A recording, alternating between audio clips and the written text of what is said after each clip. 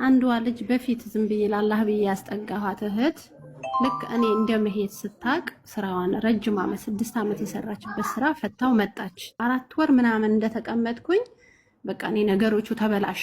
በቃ ባህር ውስጥ ግቢ ነው፣ ራስሽ አጥፊ ነው፣ ስተኛ በቃ የሆነ ነገር ይታየኛል እንዴ ብዬ ከራሴ ጋር ሙግት ጀመርኩኝ። ቤቴ እንዴት ነው አላልኩም፣ ክፍሌ እንዴት ነው አላልኩም ብዬ ላጸዳ ክፍሌ ሳነሳሳ የሆነ እንደ ሬሳ የተገነዘ ነገር ነው። እንደውም ፎቶ ማለኝ በዋትስአፕ መላክ እችላለሁ። የሆነ ነገር አገኘው። ከዛ ምንድነው ብዬ ሳወጣው አቧራ ለብሷል። በሆነ በአረንጓዴ ፌስታል ላዩ በነጭ ሻርብ ታስሯል። ውስጡ ደግሞ በቃ 7 ጊዜ ፋቲሃን ቀርቼ ስከፍተው አይጥና 4 ድርሃም እንደገና ሶፍት አለው። ልክ እንደ ሬሳ ነው። እንጨት መሃሉ ላይ ተደርጎ እንደ ሬሳ ተገንዞ ማለት ነው። ከፍ አድርጊልኝ። ረመዳን አምራ ረመዳን ምን አልሽ?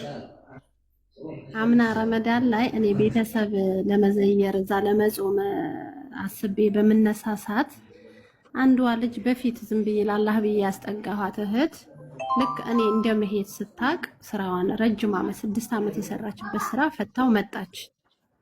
ከዛ መጣ እኔ አገር ልሄድ ነው፣ ማንም ሊረዳሽ አይችልም፣ ለምንድን ነው ስራው የፈታሹ ስላት አይ ሰዎቹ አባረሩኝ አለችኝ። ከዛም እኔ ትንሽ በእድሜም ከፍ ስለምትል መሄድበት ጊዜን አስረዝሜው እንደምንም ስራ አስገብቻት እስከምመጣ እንዳትፈቺ እዚሁ መሆን አለብሽ ብያት እኔ አገር ሄድኩኝ። አገር ሄጂ እንደ አጋጣሚ 2 ወር ከ10 ቀን ቆይቼ በመሃል እዛ 2 ቀን በጣም ኃይለኛ ማላቀው ህመም አሞኝ ቦታ ማልሰጠሁትም ተነስቼ መጣሁኝ። ከመጣሁ በኋላ ልክ እኔ በሄድኩኝ ያስገባኋት ስራ እኔ በሄድኩኝ በ10 ቀን ፈታው መጣች። መጣ ተቀመጠች። ከዛም ተነገረኝ። ምንም አላልኩም። 2 ወር ከ10 ቀን ቆይቼ ስመጣም አለች ተቀመጠች። ምንም ለምን ፈታሽ ምናምን አልኳት። በጣም ደስተኛ ናት። በቃ ቤቱን ተቆጣጥራዋለች ምናምን። ከዛም እኔ በቃ እዚህ ከመጣ በኋላ መታመም ጀመርኩኝ። በፊት በቃ ብዙ ስራ ሰራ ነበረ። ስራው አስጠላኝ። የሆነ ቤቱ ጨለማ ነው የሚሆንብኝ። ግንባሬ ጋር እንደ እንቅልፍ ይነቅብኛል። በቃ እንደዛ ቀጠልን። መጨረሻ የሆነ ስራ ሲመጣ ስራ እየመጣልሽ ነው፣ እድሜሽን ሄደዋል ግቢ ስላት አይ እኔ እንደዚህ ደስ ደውዬ ቁርአን በስልክ እየተቀራልኝ ነው፣ ያን ቁርአን ሳልጨርስ አልገባም አለች። እንደ እኔ የቤት ክራይ ምናምን የምግብ ስላላልኩልሽ ነው ወይ? በመሃል ብትታመሚስ እነዚህ ቀላል ናቸው፣ ሸፍንሻለሁ፣ መታመም አለ፣ እድሜሽ ሄደዋል ምናምን ስላት በቃ ደስተኛ ናት በመቀመጧ። ከዛም የተወሰነ መጥቼ 3 ወር ይሄ አሁን ምነግር በቃ ትንሽ ቀን ጊዜ ነው 4 ወር ምናምን እንደተቀመጥኩኝ በቃ እኔ ነገሮቹ ተበላሹ። በርበሬ ሽሮ ምናምን እሸጥ ነበረ፣ እነሱን መሽጠት አስጠላኝ።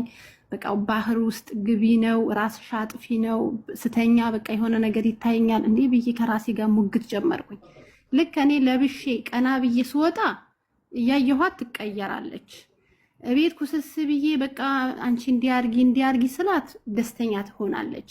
ከዛም የሆነ ሰዓት ከራሴ ገንዘብ አልፎ የሰውን ገንዘብ የአማናን ብር እያነሳሁ አጠፋለሁ፣ እዘረዝራለሁ፣ ይበተናል ከቦርሳዬ። በቃ ያላህ ምንድነው እየተኮነ? በቃ እናቴ ጋር ደውላለሁ፣ አባቴ ጋር ደውላለሁ፣ ዱዓ አድርጉልኝ፣ እኔ ምን አርጌ እናንተን አስደስቼ መጥቼ ማላስበው ነገር ውስጥ ነው የገባሁት እላቸዋለሁ።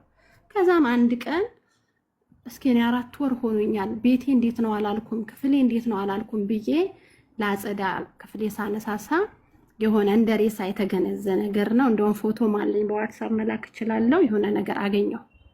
ከዛ ምንድነው ብዬ ሳወጣው አቧራ ለብሷል። በሆነ በአረንጓዴ ፌስታል ላዩ በነጭ ሻርብ ታስሯል። ውስጡ ደግሞ በቃ 7 ጊዜ ፋቲሃን ቀርቼ ስከፍተው አይጥና 4 ድርሃም እንደገና ሶፍት አለው። ልክ እንደ ሬሳ ነው። እንጨት መሃሉ ላይ ተደርጎ እንደ ሬሳ ተገንዞ ማለት ነው። ከዛም በጣም ደነገጥኩኝ። ያው እሷና አንድ ልጅ ነበረች፣ ማንም እንዳያቅብኝ በቃ እንደ እብድ ሆኜ ክፍል መልሼ የቆለፍኩትና ወደ ፓርኪንግ ሄድኩኝ። በቃ እኔ ይሄ ከሆነ እኔ ለሰው ስደት ላይ የኔን እንትን ይሄ ከሆነ ለምን ራሴን አላጠፋም ብዬ ወላሂ ነው የምልህ። በቃ ፓርኪንግ ላይ እንትን ስል መኪና የሚያጥረው ሰውዬው አገኘኝ። ምንም በቃ ምን ሆነሽ ነው ሲለኝ ምንም ብዬ ዞሬ የሆነ ሰፈራችን ባህር አለች፣ እዛ ጋም ስሄድ ባህሩን እኔ እንትን ማለት አይችልም። ተመልሼ በቃ በጣም አልቅሼ መጣሁኝ። ምንም አላልኩም። አንድ ኡስታዝ ጋር ደውዬ ይሄ ነገር ምን ላድርገው እንደዚህ ስለው አይ በቃ አቃጥለሽ ባህር ውስጥ አመዱን ባህር ውስጥ ወርውሪው አለኝ። ከዛም እኔ ምንም አልተናገርኩም፣ እኔ ምንም አላልኩም። ተቃራኒ ሰው ሆና አሁንም እኔ እሷ ናት እያልኩ አይደለም፣ አላሁ አለም። ግን ተቃራኒ ሰው ሆነችብኝ። በቃ ይሆናል አይደል እኔ ቡና ላፈላ ከለከልሽኝ፣ እንደዚህ ሆንሽ፣ ምንድነው ተቀያየርሽ፣ ዝምት ያለሽ ምናምን ትለኛለች። እኔ ተይኝ አሞኝ ነው፣ ከራሴ ጋር እየተሟገትኩ ነው። ምን ሆነሽ ነው? እኔ እንደዚህ ነገር ክፍሌ ላይ አግኝቻለሁ። እኔ ስሄድ ክፍሌን አጽድቼ አንቺ ጠረጠርሽኝ እንዳት ወይም ደግሞ ሌሎቻችሁ ስራ ፈታችሁ ብትመጡ ቆልፋ ለምን ሄደሽ ትሉኛላችሁ ብዬ ነው። እኔ ክፉ እህት አይደለሁም፣ ለማንም ሰው አዛኝ ነኝ። እኔ የማይገባኝ ነገር እየሆነ ነው ተይ ስላት በቃ አንዳንድ ማለት ጀመርና ከዛም የሆነች ልጅ ጋር ተጣልታ እሷን ገድያት እሷን አጥፍቻት ነው ከቤት ምወጣው አለች።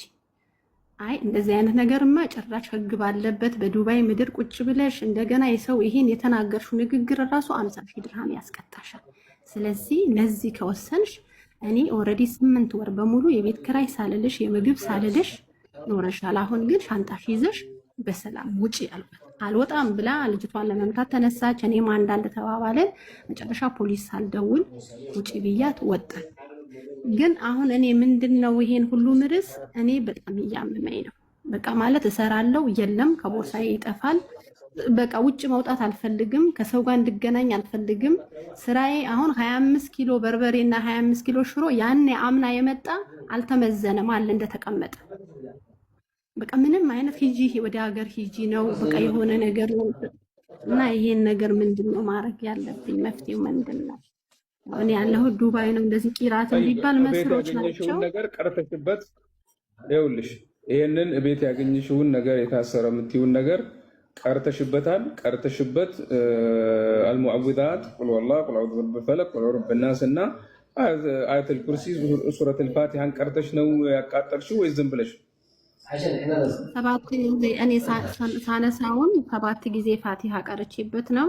ኡስታዙም ስደውልለት ሱረትን እንትን ብረቢን አስቀሪበትና 7 ጊዜ አቃጢውና ባህር ውስጥ ወስደሽ እንትን በይ ወርወሩ ያለኝ። ግን እኔ የማቃጠሉ ብቃት አላገኘሁም። አይጡ ደርቆዋል፣ እንትንም አላልኩም። ብቻ ግን ወስጄ ጣልኩት። ግን አለኝ ፎቶ ማለት ነው። ፎቶ ምን ያደርጋል? እሱ እቃው ነው ዋናው እሱ ነውና ለውጣለሽ። ከዛ በኋላ ምንድነው ትንሽ የሆነ በቃ የሆነ ቀለል የማለት ነገር ይሄ ቤቱ ጨለማ የሚመስለኝ ነበር። አሁን የተቸገርኩት ሰዎች ማግኘት አልፈልግም።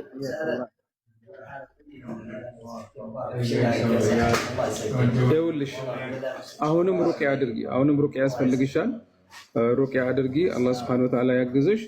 በሩቅያ ኢንሻአላህ ተዓላ ሁኔታሽ ይስተካከላል። በራስሽም ይሁን የሚቀራልሽ ሌላ ሰውም ይሁን ቢቻል በራስሽ ይሁን እነዚህ ቅድም የገለጽናቸውን ሱራዎች እንዲሁም ደግሞ ሱረት ሳፋት እና የመሳሰሉትን አያቶች አብዝተሽ ቅሪ። ሱረቱል በቀራ እና ሱረቱ አሊ ኢምራንን በየቀኑ ቅሪ። ኢንሻአላህ ተዓላ ሩቅያ ይሆንልሻል። ይሄ ሁሉ ይወገዳል በቀላሉ። ቀላል ነገር ነው ኢንሻአላህ፣ ከባድ ነገር አይደለም። አላህ ያሽርሽ፣ አላህ ያንሳልሽ። ዱዓም አብዢ። አላህ Subhanahu Wa Ta'ala እንዲሁም ደግሞ የነብያችንን ሰለላሁ ዐለይሂ ወሰለም የሩቅያ ዱዓዎች አብዢ። በኢዝኒላህ ይወገዳል። በቀላሉ የሚወገድ ነገር ነው። አላህ ያግዝሽ። እሺ አብሽሪ። ተስፋሽ በአላህ ይሁን፣ በሰው ሳይሆን በአላህ ይሁን ተስፋሽ። በኢዝኒላህ የሚነሳ የሚወገድ ነገር ነው። ቀላል ነገር ነው። አብሽሪ።